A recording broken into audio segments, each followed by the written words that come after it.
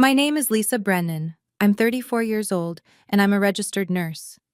At exactly 5:36 in the morning on March 11th, 2024, my doorbell camera caught my parents dumping my 78-year-old grandmother on my front porch like she was furniture they were donating. The temperature was 38 degrees. She was in her nightgown and a thin cardigan. They left 2 suitcases, didn't ring the bell, and drove away within 90 seconds. My mother texted me at 5:52 a.m. "Grandma is at your place. Jeffrey needs his space. We know you'll understand." They didn't know that I keep records on everything. They didn't know that as a nurse, I'm legally mandated to report elder abuse. And they definitely didn't know that I'd been quietly documenting their treatment of her for the past 4 months. What my parents thought was them solving their golden boy's startup stress problem became the biggest mistake of their lives. If you're still watching, subscribe and tell me where you're watching from. Now let me take you back to the beginning and show you exactly how a family obsessed with looking perfect destroyed themselves with their own cruelty. It starts the morning after they dumped her, 6 hours and 36 minutes after they drove away. My husband, Connor, was shaking my shoulder. His voice was tight. Lisa, wake up. Your phone's been going off." I reached for it through the fog of sleep. 14 missed calls. Unknown number. Then I saw the notification from our Ring doorbell. Motion detected, 5:36 a.m. Connor was already pulling up the app. We watched together. The silver Honda CR-V, my parents' car, pulled into our driveway. My father, Gerald, got out first, opened the passenger door, helped my grandmother, Eleanor, out. She moved slowly, unsteady on her feet. He set down 2 suitcases on the porch, one floral, one brown. Grandma stood there, clutching her purse, looking confused. Then Dad got back in the car. Mom didn't even turn around from the driver's seat. Total time from arrival to departure, 1 minute and 28 seconds. Connor stared at the screen. "Lisa, is that your grandmother? In 38-degree weather? What the actual—" I was already moving. Threw off the blankets, grabbed my robe, ran downstairs. It was 6:12 a.m. now. I opened the front door. Grandma was sitting on the porch step, shivering, still in her thin nightgown and cardigan. She looked up at me with eyes that were trying so hard not to cry. "I'm sorry to be a bother, sweetheart." That's when I knew this wasn't a misunderstanding. This was abandonment. And worse, she'd been conditioned to apologize for it. Connor came up behind me with a blanket. We brought her inside. I switched into nurse mode immediately because that's what you do when someone you love is in crisis. You compartmentalize, you assess, you act. Vital signs first. Blood pressure, 156/92, high but not immediately dangerous. Pulse, 88, slightly elevated. Temperature, 96.1 degrees Fahrenheit. Hypothermic. Not severe, but she'd been out there in the cold long enough for her core temp to drop. I checked her hands. The Parkinson's tremor was worse than I remembered from Thanksgiving, 8 weeks ago. I asked her basic orientation questions. She knew who I was, knew she was at my house, but when I asked what day it was, she hesitated. "Is it Sunday?" It was Monday. I opened the suitcases while Connor made tea. Clothes had been thrown in randomly, no folding, no care. At the bottom of the floral case, I found her medications in a Ziploc bag. Not in their proper bottles. Just loose pills with handwritten labels in my mother's writing. The labels were wrong. I'm a registered nurse. I know medications. Grandma's metformin for diabetes should be 500 milligrams twice daily. The pills in the bag were marked 250 milligrams, half the dose she needed. That's when I found the piece of paper folded at the bottom of the suitcase, a list in Mom's handwriting. Things Eleanor costs us monthly. Medications, $120, food. Estimate, $200 utilities, her share. $180. Inconvenience, priceless. At the bottom, she'd written the total, $1,450. She'd calculated the cost of caring for her own mother-in-law like a budget line item. Connor saw my face. "What is it?" I showed him.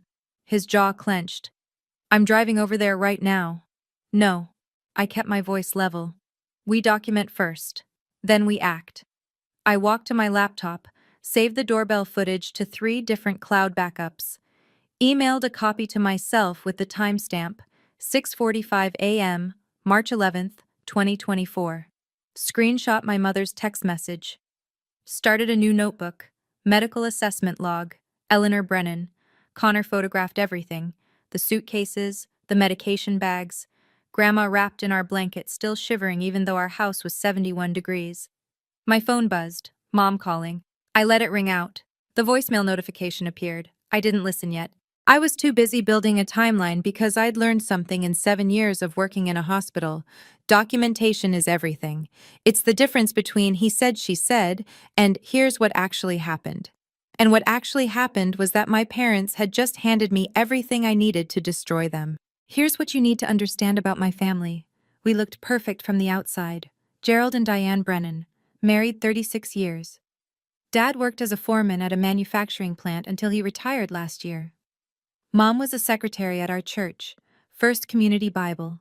The kind of place where everyone knows everyone and appearances matter more than truth. They raised 2 kids, me and my brother Jeffrey. Jeffrey is 5 years younger than me, and from the moment he was born, he was brilliant, gifted, going places. When I graduated nursing school at 23 and got my RN license, my parents said, "That's nice, honey."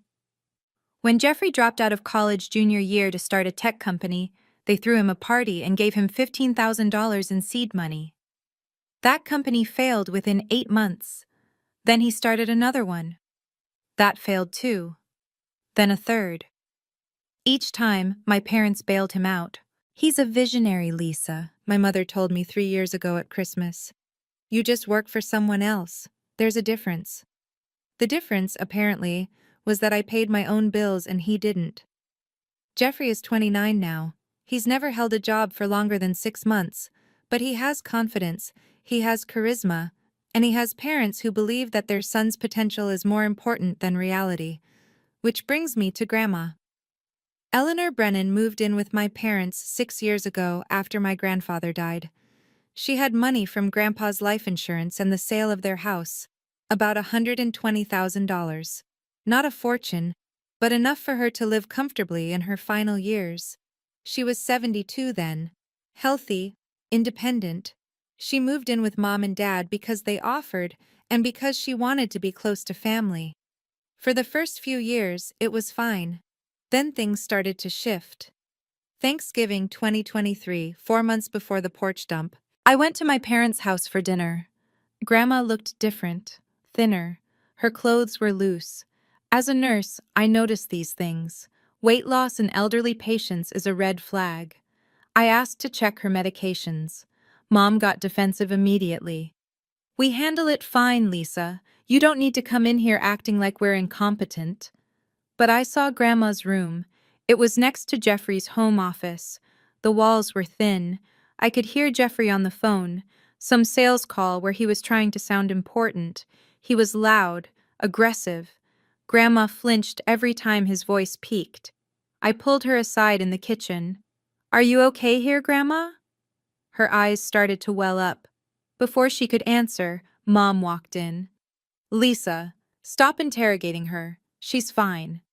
But her hands were shaking, and it wasn't just the Parkinson's. A month later, Christmas, I helped Grandma set up online banking on her phone. "So you can check your accounts anytime," I told her. I thought I was helping her stay independent. 2 weeks into January, she called me, confused.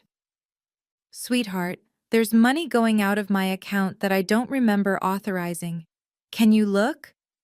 She sent me screenshots, 6 transfers over the past 6 months, $1,200 each, all going to Jay Brennan, Jeffrey. "Grandma, did you agree to give Jeffrey money?" There was a long pause. I might have? "Your father handles my finances now. He said Jeffrey needed help with his business, but I don't remember signing anything." I asked to see the power of attorney document. I wanted to know exactly what authority my parents had over her finances. Dad shut me down. "It's handled, Lisa. Don't worry about it." That's when I started my private file on my personal laptop. Eleanor. Concerns.doc. I didn't know then that I was building a legal case. I just knew something felt wrong. And in my line of work, when something feels wrong, you trust that instinct. Because by the time you have proof, someone's usually already been hurt. The phone call came at 11:30 a.m. I'd been avoiding it for 5 hours. But Mom kept calling, and eventually I knew I had to answer. I put it on speaker so Connor could hear. Pressed record on my phone. Oregon is a one-party consent state. I only need one person's permission to record a conversation, and I was giving myself permission. Lisa. Oh, thank God, I was getting worried. Her voice was bright, cheerful, like she'd just dropped off a casserole instead of a human being. You left Grandma on my porch. Well, yes. We knew we could count on you to take care of her. I kept my voice level. You left your 78-year-old mother-in-law on my front porch in 38-degree weather, without calling me, without asking me. The brightness in her voice dimmed. We had no choice, Lisa. There's always a choice. Jeffrey is on the verge of a breakdown. Her tone shifted into victim mode. I'd heard it 1,000 times. His new startup is at a critical phase. He needs quiet. He needs space to focus. And Grandma's needs are they're too much. Do you know what it's like? Every night, her medication routine. Every morning, helping her get dressed. We're exhausted. You're exhausted, I repeated. So you abandoned her. We didn't abandon her. We brought her to you. You're a nurse. You can handle this better than we can anyway. 47 minutes. That's how long the call lasted. 47 minutes of circular logic, gaslighting, and my mother rewriting reality in real time. Did Grandma agree to this move? I asked. Pause. Too long. She's fine with whatever we decide. She knows we know what's best. That's not what I asked. Lisa, don't make this difficult. I ended the call, saved the recording, mom_call_031124.m4a, 47 minutes and 32 seconds of evidence. 3 minutes later, the text started. Mom, 11:58 a.m. You're being selfish. Family sacrifices for family. Mom, 12:03 p.m. Grandma can stay with you just a few weeks, while Jeffrey gets his office space set up. Me, 12:04 p.m. A few weeks? Mom, 12:05 p.m. Or longer. We'll see. Don't make this difficult. Me, 12:06 p.m. You didn't ask me. Mom, 12:07 p.m. We're telling you. She's your grandmother too. This is what daughters do, Lisa. Jeffrey's mental health matters. Grandma understands sacrifice. Why don't you? I screenshot every single message. Then Dad joined the thread. Dad, 12:14 p.m. Your mother is right. We raised you better than this selfishness. My hands were shaking, not from fear, from rage. Connor took my phone, read the thread, looked at me. You know what you have to do. I did. Me, 12:18 p.m. Grandma will stay here, permanently. Don't contact me about picking her up later. If you want to see her, you ask me first. We'll discuss why you thought abandonment was acceptable another time. 3 calls came in immediately. Mom, Dad. Then, for the first time in 8 months, Jeffrey. I declined all 3. Dad left a voicemail. I saved it without listening all the way through. The first 10 seconds were enough. Lisa Marie Brennan, you do not get to dictate terms. She's our mother. Call me back immediately. Immediately. A command. Like I was still a child who needed to obey. I wasn't. I opened my laptop and searched. Oregon Elder Abandonment Laws. Then, Adult Protective Services Portland. Then, How to Prove Financial Exploitation of Elderly. I had a week of vacation time saved up. I submitted the request that afternoon. My supervisor approved it within an hour. She could tell from my voice that this was serious. For the next 5 days, I was going to do what I do best: assess, document, and build a case that couldn't be denied. Day 1, March 11th, 8 p.m. I created a spreadsheet. Eleanor Brennan, health timeline. I documented everything I could observe, current vital signs compared to the last time I'd properly assessed her. Thanksgiving. 14 weeks ago, Thanksgiving, November 23rd, 2023. Weight 129 pounds, BP 138/84, controlled. A1C 7.2, diabetes managed. Mobility, walking with cane, steady. Cognitive, sharp, oriented times 4. Current, March 11th, 2024. Weight, 118 pounds, 11-pound loss. BP, 156/92, uncontrolled. Mobility, unsteady, significant muscle weakness.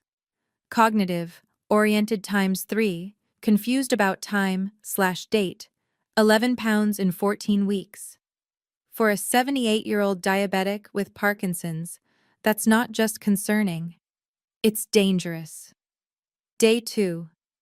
I asked Grandma's permission to do a full physical assessment. She agreed. What I found made my blood run cold. 3 bed sores. Stage 2. 1 on her lower back, 2 on her hips. These don't develop overnight.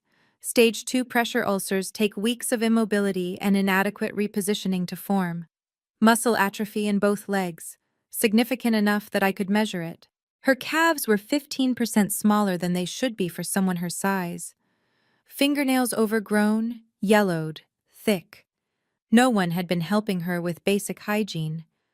I documented everything with photographs, measurements, clinical notes. This wasn't just neglect anymore. This was medical evidence of prolonged abuse. Then I found the medication log.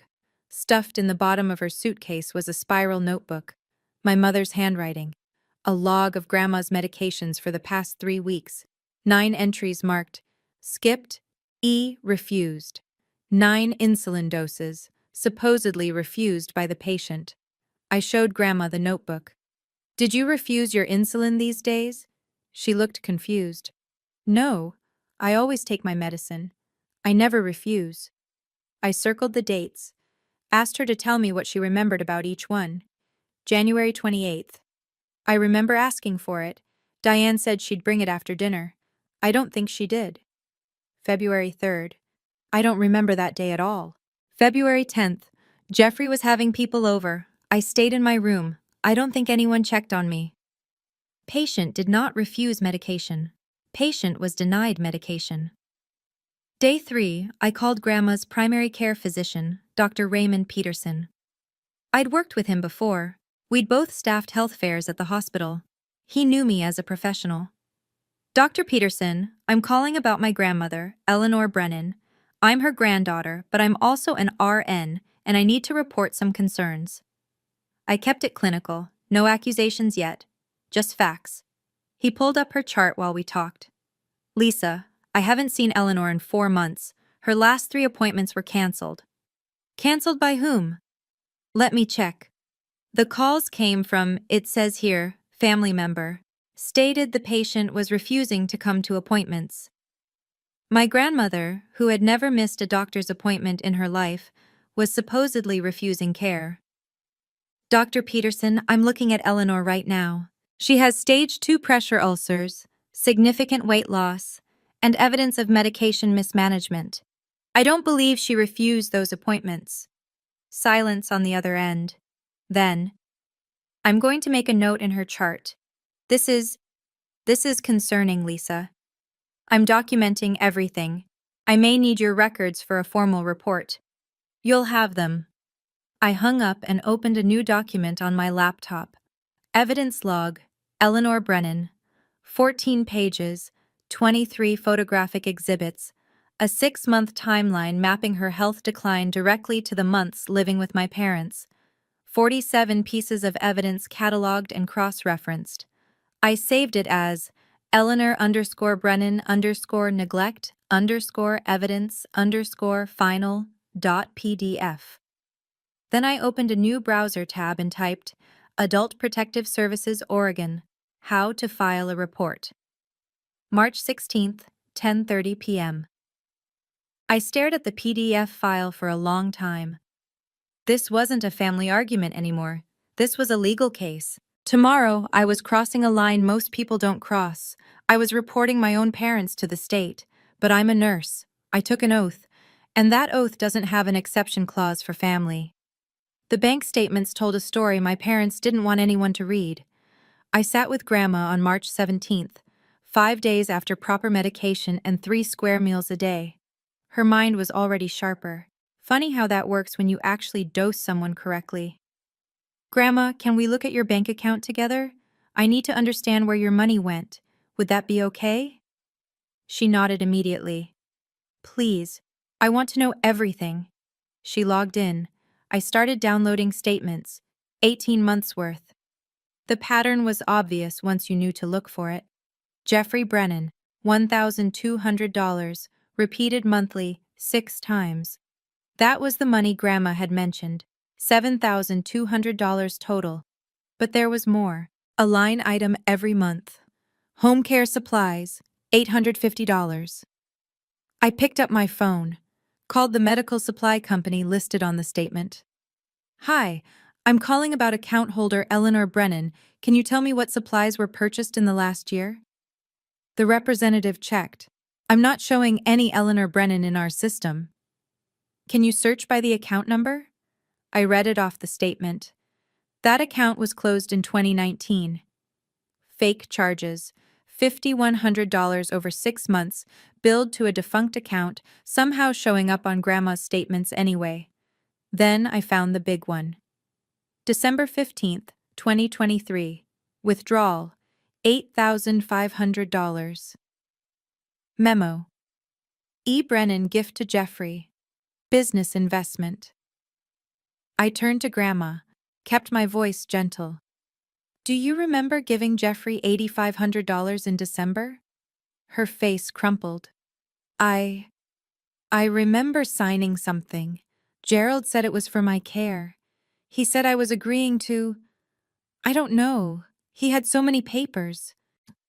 I pulled up images of her old checks from 2022, scanned her driver's license. Then I looked at the signature on the December 15th transfer authorization. They didn't match. Grandma's real signature was neat, connected cursive. Firm loops on the E in Eleanor. Consistent slant. The signature on the transfer form was shaky, broken. The letters didn't connect, and whoever forged it had misspelled her own last name, wrote Brenham instead of Brennan. I took photographs. 3 comparison shots, documented the discrepancy in my evidence log. Then I found something else in Grandma's suitcase. Buried under nightgowns, folded into quarters, a power of attorney document dated November 3rd, 2023. I showed it to Grandma. She stared at it. I've never seen this before in my life. Your signature is at the bottom. That's not my signature. I looked closer. She was right. Same shaky hand as the bank transfer. Same misspelling. Brenham. They'd forged a power of attorney to legally drain her accounts. This wasn't just neglect anymore. This was felony fraud. But I needed to know where the money went. Grandma, can I check your email? I want to see if there are any other accounts we don't know about. She nodded, handed me her phone. Please, I want to know everything. I searched her inbox for account notifications. Found one dated November 8th, 2023. Welcome to Venmo. Grandma, do you know what Venmo is? No, I've never heard of it. Someone had set up a Venmo account using her email address. I used password reset to access it. Here's how the scam worked. They created the Venmo account in her name, then linked it to her bank account. Money would leave her bank account, go into the Venmo account that appeared to be hers.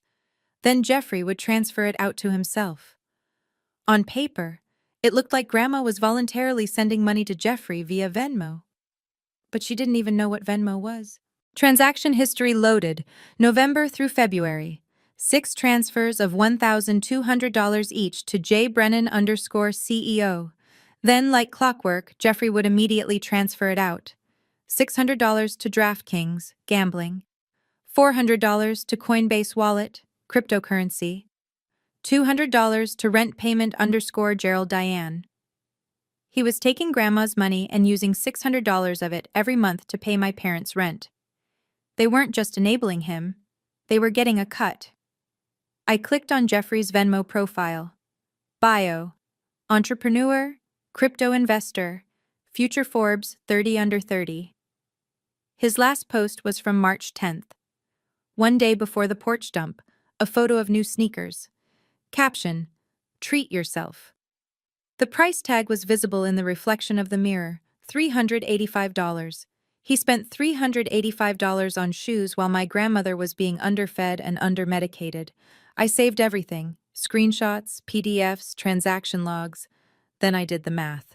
Grandma had $120,000 when she moved in with my parents in 2018, 6 years ago. Now she had $38,000 left, $82,000 gone. Some of that was legitimate. Her actual medications, co-pays, real living expenses over 6 years.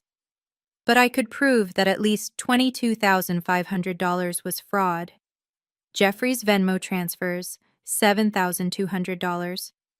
The forged December gift, $8,500. Fake home care supply charges, $5,100.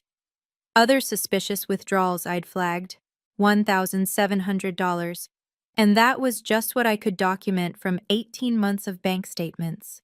Who knows what happened in the 4.5 years before I started paying attention? I went back to the family text thread, the one I'd been added to 4 months ago when Mom decided to use group chat for family coordination. I scrolled back, found gems I'd overlooked at the time because I didn't know what I was looking at. Mom, November 18th, 2023. Eleanor is becoming dead weight. Jeffrey needs her room for his new venture. Dad, December 2nd, 2023. We've done our time caring for her. It's Lisa's turn eventually anyway.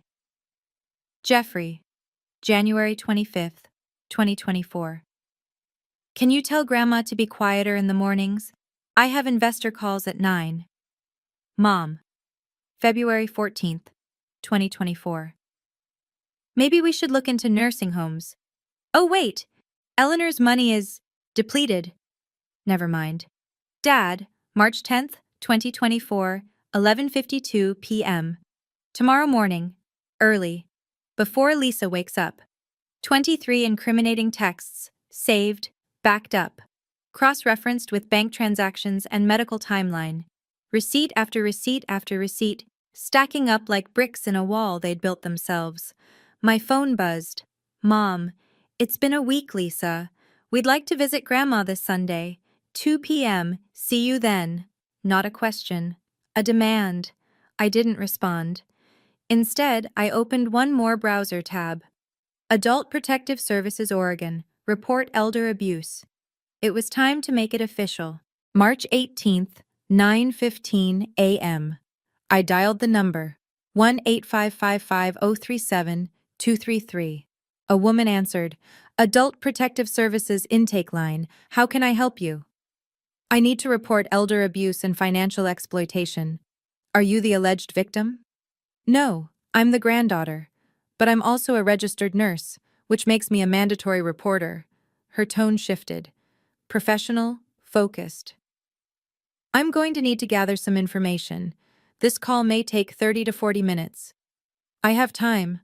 I provided everything: timeline, medical evidence, financial evidence, photographic documentation, names, dates, amounts, locations, 38 minutes and 14 seconds. At the end, she said, Ms. Brennan, based on what you've described, this case will be prioritized as high risk. You should expect contact from an investigator within 72 hours. What happens then? An investigator will interview the alleged victim and examine the evidence you've provided. If the allegations are substantiated, we'll coordinate with law enforcement and potentially the district attorney's office.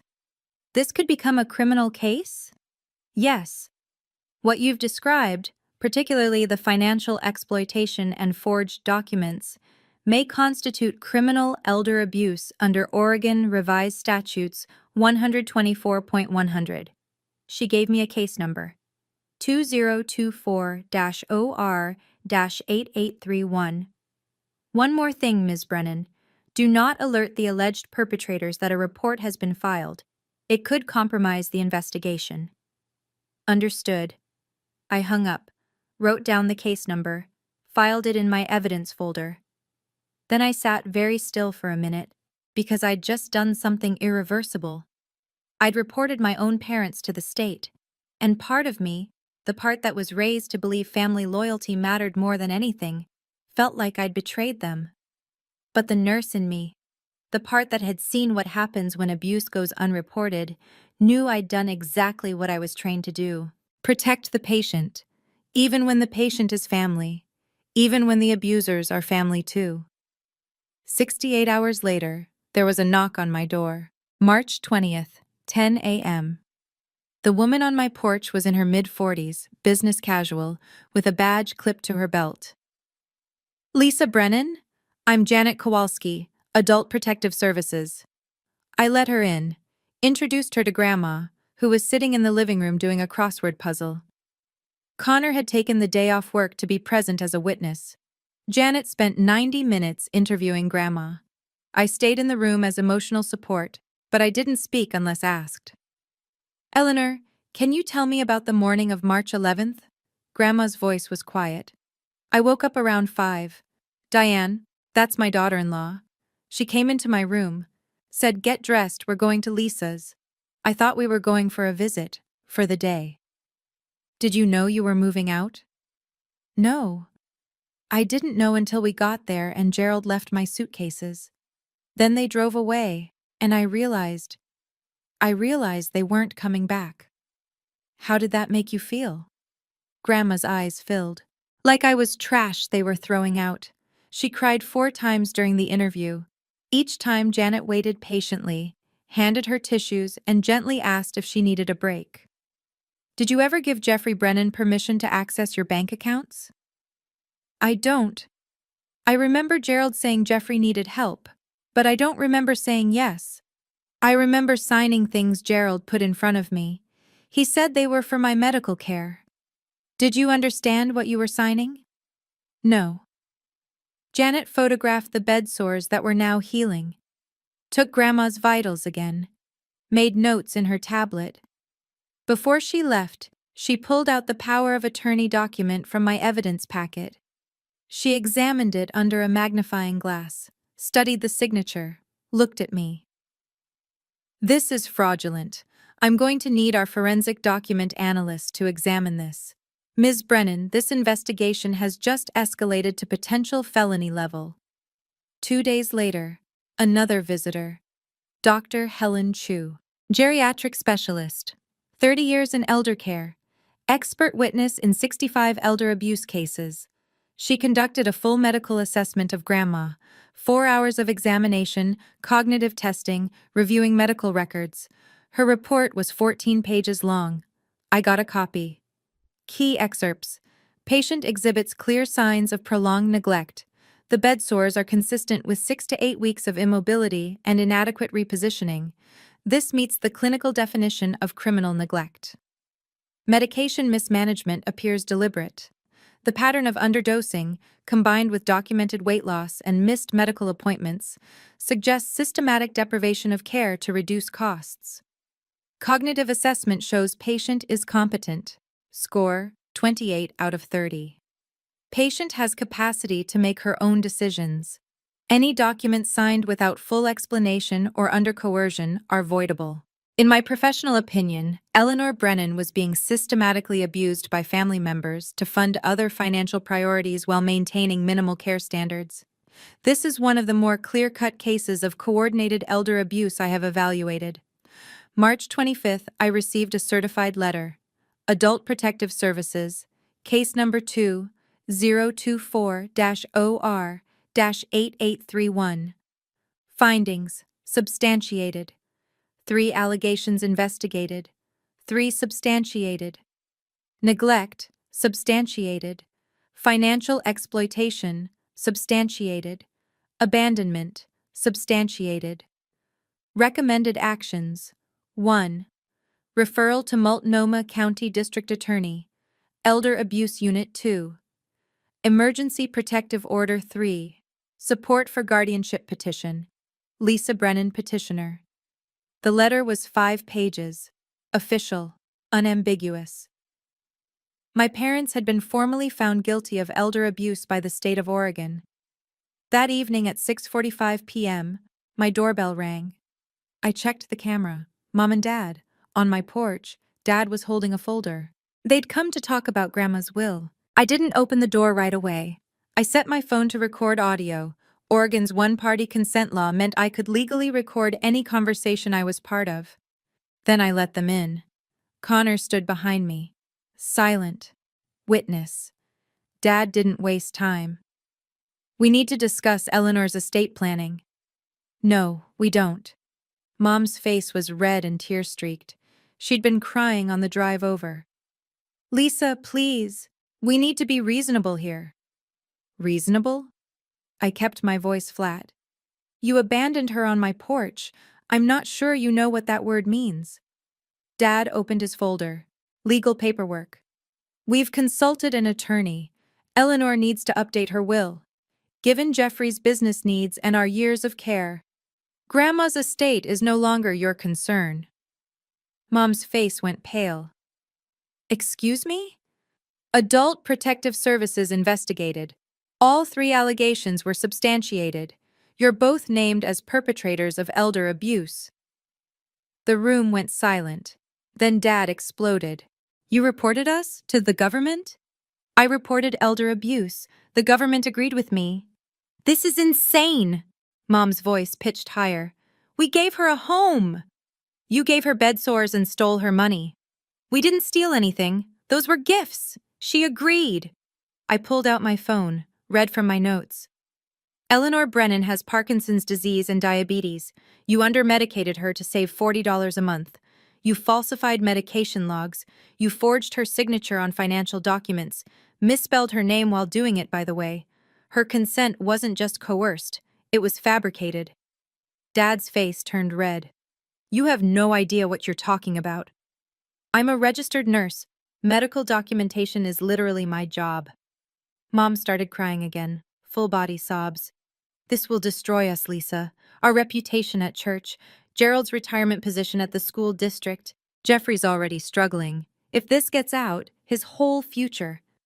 You should have thought about that before you turned your mother into a line item on a budget.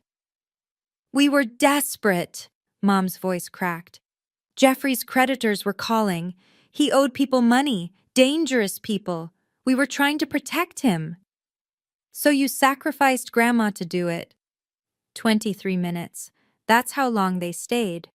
23 minutes of them cycling through denial, anger, bargaining, playing victim. At no point did either of them apologize. At no point did they ask how Grandma was doing. Connor finally spoke. You need to leave. Dad pointed at me. This isn't over. You're right. It's not.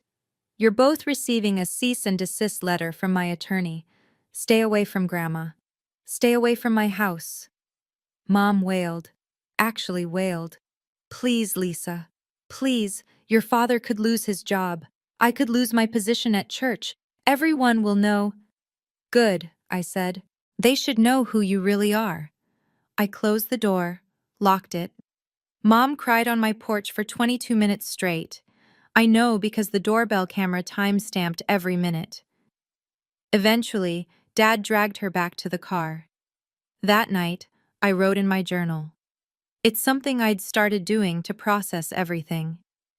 Later, I'd read this entry in court. They thought Grandma was a burden to dump.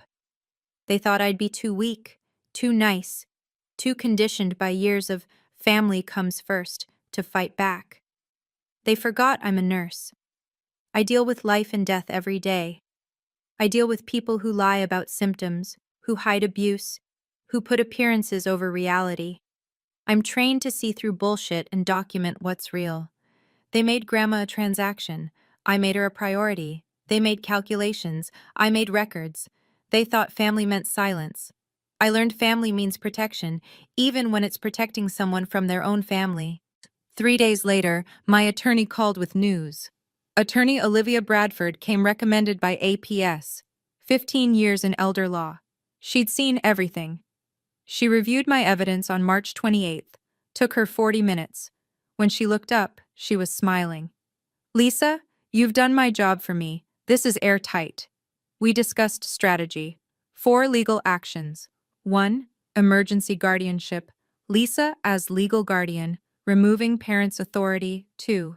Revocation of fraudulent POA. Invalidating the forged document. 3. Cease and desist order. No contact with Eleanor. 4. Civil recovery suit. Reclaiming stolen funds. What about criminal charges? I asked. That's up to the DA. But with your documentation and APS substantiation, I'd be shocked if they didn't prosecute. How long will this take? Guardianship hearing can be scheduled within 2 weeks. The rest, she shrugged, could be months, could be years. But you're in control now. They're not. April 1st, a process server delivered the cease and desist letter to my parents' home at 10 a.m. The letter was 5 pages, legal language, clear directives. Immediate cessation of all contact with Eleanor Brennan. Demand for full accounting of financial transactions. Notice of pending guardianship petition. Notice of potential criminal charges. 15-day deadline to respond. April 15th. At 2:37 p.m., 4.5 hours after service, my parents showed up at my house, violating the letter within the same day it was delivered. I watched them on the doorbell camera. Didn't open the door. Mom was sobbing on the porch. Dad was yelling at the door. Lisa! Lisa! We need to talk. This is family. I cracked the door. Chain lock engaged. You need to leave. You're violating the cease and desist.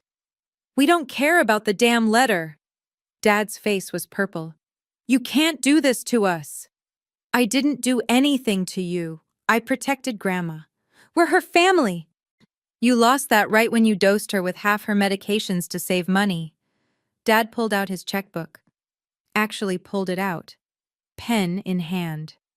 Fine. What do you want? We'll pay back whatever you think we owe. This isn't about money. Everything's about money, Lisa. We can write a check right now. You left her on my porch in 38-degree weather. You forged legal documents. You lied to doctors. A check doesn't fix that. Mom grabbed onto the doorframe. We were desperate. Jeffrey's life was in danger. Those creditors. Jeffrey is a 29-year-old gambling addict. Grandma is a 78-year-old diabetic who you systematically neglected. Those things are not equivalent. Connor stepped forward. She lost 11 pounds under your care. That's not desperation. That's killing someone slowly. Dad's voice dropped, threatening. Lisa, if you don't drop this, you'll regret it. Our lawyer says, your lawyer should be telling you to stop showing up at my house. I closed the door, locked it. Mom screamed. Actually screamed, then collapsed into sobs. I recorded the entire interaction. 15 minutes of my parents violating a legal order, offering bribes, making threats. They stayed on my porch for 22 more minutes, Mom crying, Dad pacing. Finally, he dragged her back to the car. That was the last time I saw them in person for over a year. But Jeffrey had one more call to make. March 25th, 7:20 p.m. My phone rang. Jeffrey. First time he'd called me in 9 months. I answered. Put it on speaker for Connor to hear. Hit record. You ruined everything. Not hello, not how are you, just screaming. Jeffrey, I was about to close an investor. I had someone ready to put real money into my company. Now my parents are freaking out. The cops are asking questions and it's your fault. I waited for him to finish. Are you done? You're so fucking self-righteous. Grandma was fine. She had free housing, free food. She had bed sores and underdosed medication. Those were accidents. For 6 weeks straight, that's not accidents, Jeffrey. That's neglect.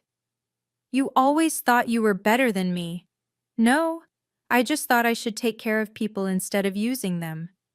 When Grandma dies and you get nothing from her will, don't come crying to me. The line went dead. I saved the recording. Jeffrey_threat_032524.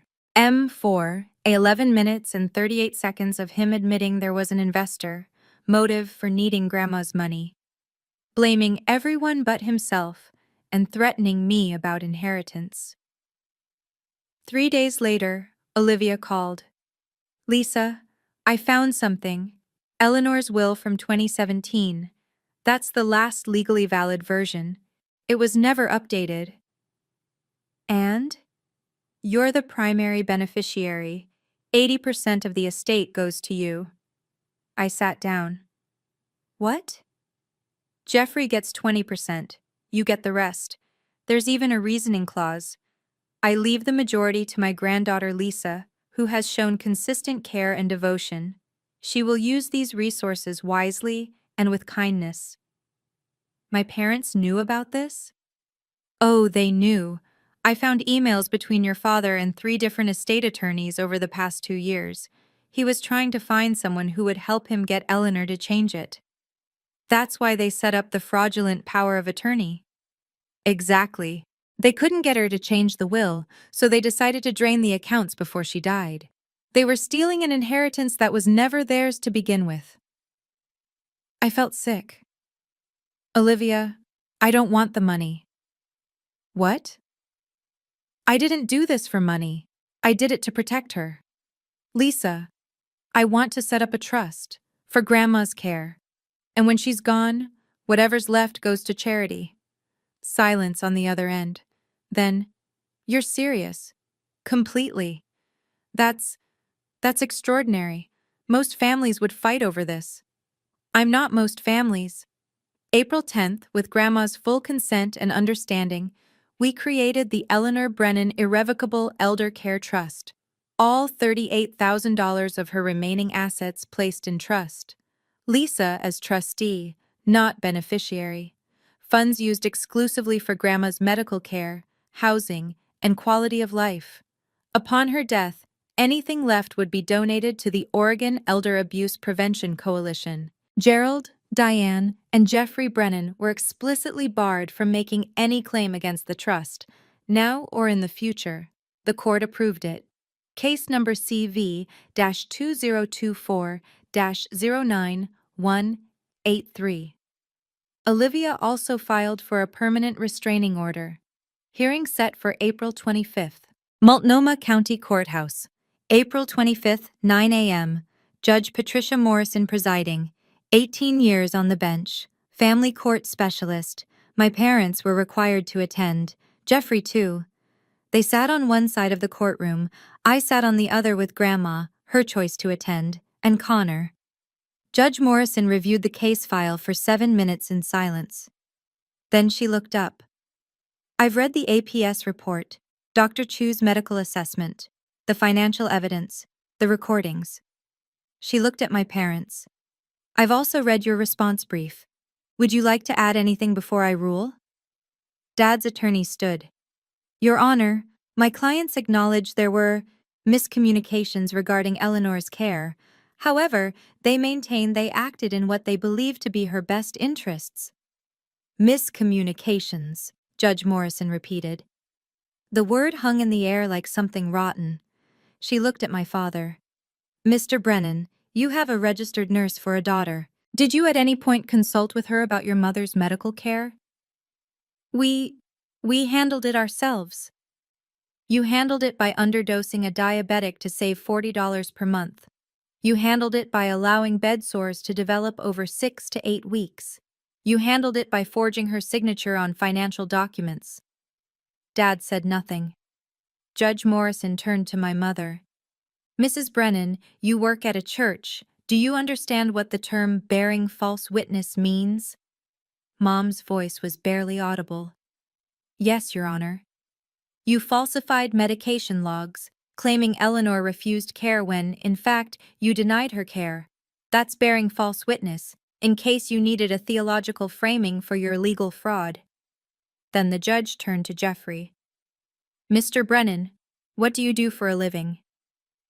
I'm an entrepreneur, Your Honor. What does your company do? Pause. Too long. We're in development phase. So you don't currently generate revenue? Not yet, but yet you spent $385 on sneakers one day before your grandmother was abandoned on your sister's porch. Money that came from your grandmother's accounts. Does that seem to you like entrepreneurial discipline? Jeffrey's face went red. He said nothing. Judge Morrison looked down at her notes. When she spoke again, her voice was cold steel. I have presided over family court for 18 years. I have seen neglect. I have seen exploitation. I have seen families tear themselves apart over money. This case represents something worse. This is calculated cruelty masked as family duty. Mr. and Mrs. Brennan, you did not simply neglect your mother. You systematically exploited her for financial gain while outsourcing the burden of her care. You under-medicated a diabetic to reduce costs. You falsified medical records. You forged legal documents. You abandoned an elderly woman in near-freezing temperatures rather than have an adult conversation about resources. Jeffrey Brennan, you enriched yourself through your grandmother's diminished capacity while contributing nothing to her care. And Lisa Brennan, she looked at me. You did what they should have done. You protected someone who couldn't protect herself. You documented abuse with professional precision. And you established a trust that prioritizes your grandmother's welfare over personal gain. You are a credit to your profession and a model for what family responsibility should look like. I felt Connor take my hand. My ruling is as follows. Permanent restraining order granted. Gerald Brennan, Diane Brennan, and Jeffrey Brennan are barred from contact with Eleanor Brennan. Minimum distance, 500 feet at all times. Full guardianship granted to Lisa Brennan. Gerald, Diane, and Jeffrey Brennan are permanently barred from making any claim against Eleanor Brennan's estate, current or future. This case is referred to the Multnomah County District Attorney's Office for criminal prosecution consideration. We are adjourned. The gavel came down. Mom sobbed loudly. Dad sat stone-faced. Jeffrey stared at me with pure hatred. As we walked out, he hissed under his breath, "You'll regret this." I didn't respond. I held Grandma's hand and walked past him like he didn't exist. Because to me, he didn't. Not anymore. 30 days later, I got a phone call from someone who used to volunteer with my mother at church. She was whispering, "Lisa, I thought you should know. Your parents resigned from all their positions. People found out about everything. The pastor asked them to step back." A week after that, my father retired early from his part-time position at the school district, officially voluntary retirement. But I heard through my cousin that there had been questions, an investigation. Parents don't like finding out that the custodian was investigated for elder abuse. June 3, 2024. Jeffrey's bankruptcy filing appeared in public records. Total debts, $67,000. Total assets, $1,200. He'd lost everything. And this time, Mom and Dad couldn't bail him out. They'd spent their savings fighting the APS case. Dad's early retirement meant penalties on his pension. They had to move out of their house and into a smaller rental across town. Not my problem. Grandma, meanwhile, was thriving. 79 years old. Weight back up to a healthy 126 pounds. A 1C level at 6.8. Diabetes controlled. Physical therapy 3 times a week. Parkinson's tremor stable with proper medication. She started taking a watercolor painting class at the senior center. Made 4 new friends. Sold a painting at a local art fair for $85 and was absolutely thrilled. Every Thursday we have family game nights. Grandma, Connor, and me. Sometimes our neighbor joins. Grandma laughs now. makes jokes, lives without apology. The scared, confused woman from the porch is gone. 1 year and 14 months passed. March 11th, 2025. 1 year anniversary of the dump. 5:30 in the morning, my doorbell camera sent an alert. My heart stopped. I grabbed my phone, pulled up the camera. A car in the driveway. My mother getting out alone, carrying something. She walked slowly to the porch, set down a greeting card, looked up at the camera. She knew I was watching. Mouthed 2 words, "I'm sorry," then got back in the car and left. I waited an hour, went outside, picked up the card, Hallmark sympathy style, card number 1847, Mom's handwriting inside. "Lisa, it's been a year. We've lost everything. Our reputation, our church family. Jeffrey had to file bankruptcy. Gerald had to retire early. We know we can't undo what we did. We're asking, can we see Mom? Just once? We miss her. Please. Diane." I brought the card inside, showed Grandma. She read it. Long silence.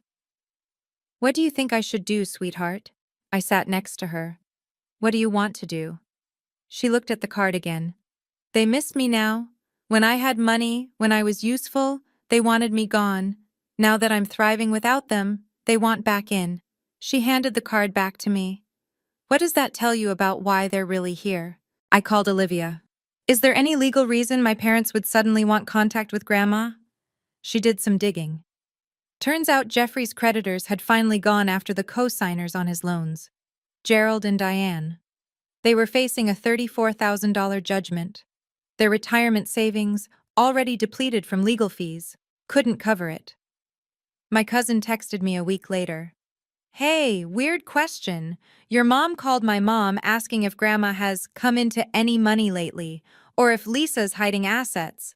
Thought you should know they're fishing." They weren't asking to see Grandma because they missed her. They were asking because they were broke and hoping she'd bail them out. I told Grandma everything. Her face hardened in a way I'd never seen before. "I want to write them a letter," she said. "Will you help me?" April 15th, 2025. Grandma dictated. I typed, "Gerald and Diane, I received your card. You say you've lost everything. Let me tell you what I lost when I lived with you. I lost 11 pounds because meals were irregular and insufficient. I lost my mobility because physical therapy was too expensive. I lost my dignity when you calculated my worth like a utility bill. I lost my safety when you left me on a porch in freezing weather because your son needed his room. You've lost your reputation. I almost lost my life. The difference is this: you can rebuild a reputation by changing your behavior. I cannot rebuild the year of my life you stole through systematic neglect. Lisa gave me something you never did. She gave me a choice. She asked what I wanted. You only told me what I'd cost. I don't forgive you. Forgiveness is for mistakes. What you did was calculated. The restraining order stands. Do not contact me again. Eleanor, we sent it certified mail. Tracking number 9405-8103-6624-0185-9921. They received it April 18th. That evening, blocked number called my phone. I didn't answer. Voicemail from Mom, sobbing. "You turned her against us. You poisoned her mind. We'll never forgive you for this." I deleted it without finishing, blocked the number. That chapter was closed. March 11th, 2026, 2-year anniversary. Jeffrey works at a Target distribution center now, $16.50 an hour. His social media is deleted. Last I heard, he's dating someone new, hasn't told her about his past. Gerald and Diane live in a small rental, $1,200 a month. Gerald does part-time custodial work at a different school district. Diane volunteers nowhere. No organization will have her once they Google her name. They send a Christmas card every year. I return it unopened. Eleanor turned 79 last month. 14 people came to her party at the senior center. She's taking an advanced watercolor class now. Loves murder mystery podcasts, specifically one called Criminal. Rates Connor's dad jokes a 3 out of 10. Lovingly. Connor and I built a wheelchair-accessible garden in our backyard. Grandma tends it every morning when the weather's nice. She lives with us permanently. First floor bedroom, 12 by 14 feet, window facing the garden. This morning at 5:36 a.m., the exact time 2 years ago, I checked my doorbell camera. The porch was empty. No suitcases. No shivering elderly woman left like trash. At 8 a.m., the doorbell rang. Mail carrier with a package. Grandma's art supply order. New brushes. Alizarin Crimson, set of 6. Her favorite. People ask me sometimes if I regret it. Reporting my parents. Tearing the family apart. Here's what I tell them. They tore the family apart when they chose Jeffrey's comfort over Grandma's safety. When they chose money over her health. When they chose their reputation over doing what was right. I didn't tear anything apart. I just refused to help them hide it. Grandma was never a burden. She's a 79-year-old woman who likes watercolors and podcasts and terrible jokes. She's a person. The burden was their cruelty. And I'm not carrying that anymore. Some burdens teach you what matters. Some people never learn, but the ones who do, they get to watch the people they protected bloom.